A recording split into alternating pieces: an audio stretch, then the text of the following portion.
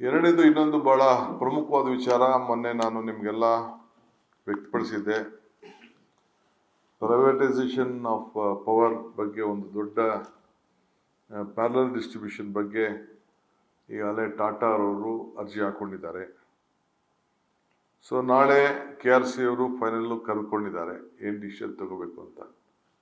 But ನಾನು ಎಲ್ಲ ಎಸ್ಕಾಮ್ಸ್ಗೆ ಸರ್ಕಾರದ ವತಿಯಿಂದ ನಾನು ಅವ್ರಿಗೆ ಹೇಳಿದ್ದೇನೆ, ನಿಮ್ಮ ಅಬ್ಜೆಕ್ಷನನ್ನು ಕಂಪ್ಲೀಟ್ ನೀವು ಹಾಕಬೇಕು, ಸರ್ಕಾರ ಸಮ್ಮತಿ ಮಾಡಲಿಕ್ಕೆ ಆಗುವುದಿಲ್ಲ ಅನ್ನೋದನ್ನು ನೀವು ನಿಮ್ಮ ಎಸ್ಕಾಮ್ಸ್ ಅವರು ನೀವು ತಿಳಿಸ್ಬೇಕು ಅಂತೇಳಿ ಅವ್ರಿಗೆ ಹೇಳಿದ್ದೇನೆ.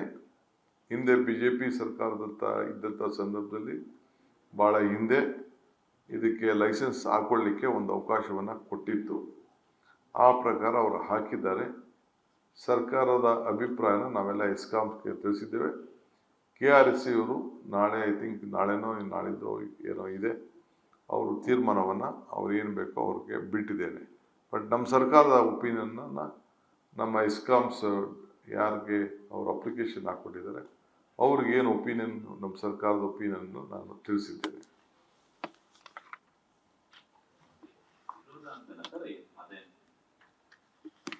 ಸರ್ಕಾರ ಈಗ ಅವರು ಹಾಕೊಂಡಿರೋದು ಸರ್ಕಾರಕ್ಕೆ ಅರ್ಜಿ ಹಾಕಿಲ್ಲ,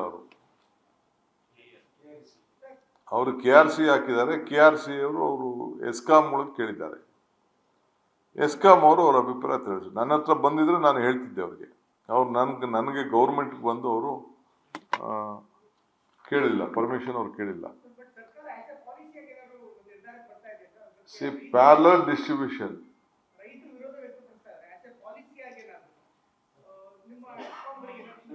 ಆತಂಕ ಇರುತ್ತೆ ಸರ್. ಬೇರೆ ರಾಜ್ಯಗಳಿಗೆ ಹೋಲಿಸಿದ್ರೆ ನಮ್ಮ ರಾಜ್ಯದಲ್ಲಿ ರೈತರಿಗೆ ವಿದ್ಯುತ್ ಕೊಡ್ತಾ ಇಲ್ಲ, ರಾಜ್ಯಕ್ಕೆ ಕೊಡ್ತಾ ಇದ್ದೀರಾ. ಹೀಗಿದ್ದಾಗ ನೇರವಾಗಿ ಜನರಿಗೆ ಸಮಸ್ಯೆ. ಈಗ ನಾನು ಅದಕ್ಕೆ ಯಾವುದಕ್ಕೂ ಉತ್ತರ ಈಗ ಹೇಳಕ್ ತಯಾರಿಲ್ಲ. I am telling you the policy. ನಾನು ಬೇರೆ ಸಂದರ್ಭದಲ್ಲಿ ನಾನು ಉತ್ತರ ಕೊಡ್ತೀನಿ ನಿಮಗೆ. ಈಗ ನಾನು ಸರ್ಕಾರಕ್ಕೆ ಅವರೇನು ನನಗೇನು ಅರ್ಜಿ ಕೊಟ್ಟಿಲ್ಲ, KRC ಕೊಟ್ಟಿದ್ದಾರೆ. KRC ಅವರು ನಮ್ಮವ್ರಿಗೆ ನಿಮ್ಮದು ಒಪಿನಿಯನ್ ಏನು ಅಂತ ನಮ್ಮ ಎಸ್ಕಾಮ್ಗಳು ಕೇಳಿದ್ದಾರೆ. ಎಸ್ಕಾಮ್ ಅವರು ನಮ್ಗೆ ಕೇಳಿದ್ದಾರೆ. ನಾವು ಸರ್ಕಾರದವರು ನೀವು ಇದಕ್ಕೆ ಒಪ್ಪಕ್ಕೆ ಹೋಗಬೇಡಿ, ನಮ್ಮ ಸರ್ಕಾರದ ಸಹಮತ ಇದಕ್ಕೆ ಬರುವುದಿಲ್ಲ ಅನ್ನೋದನ್ನು ನೀವು ತಿಳಿಸಿ ಅನ್ನೋದನ್ನು ನಾನು ಹೇಳಿದ್ದೇನೆ.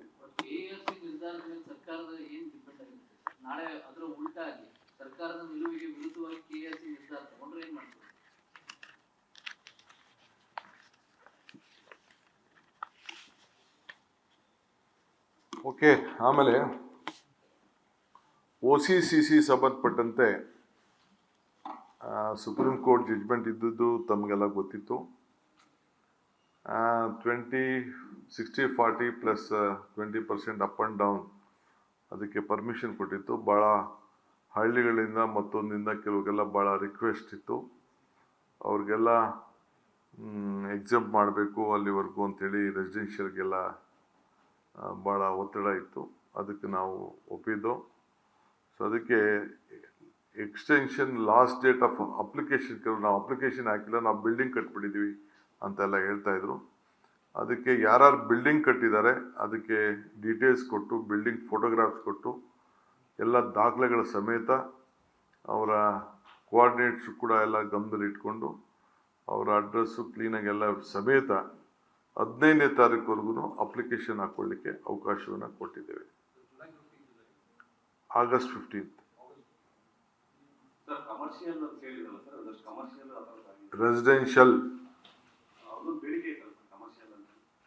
ಬೇಡಿಕೆ ಬೇಕಾದಷ್ಟು. ಈಗ ಸದ್ಯಕ್ಕೆ ನಾವು ತೀರ್ಮಾನ ಮಾಡೋದು ರೆಸಿಡೆನ್ಷಿಯಲ್ ಮಾತ್ರ, ಗ್ರಾಹಕರು ಮಾತ್ರ. ನಾನು ಕೋರ್ಟ್ ಗಮನದಲ್ಲಿ ಇಟ್ಕೊಂಡೇ ಕೆಲಸ ಮಾಡಬೇಕಲ್ಲಪ್ಪ, ಸುಪ್ರೀಂ ಕೋರ್ಟು.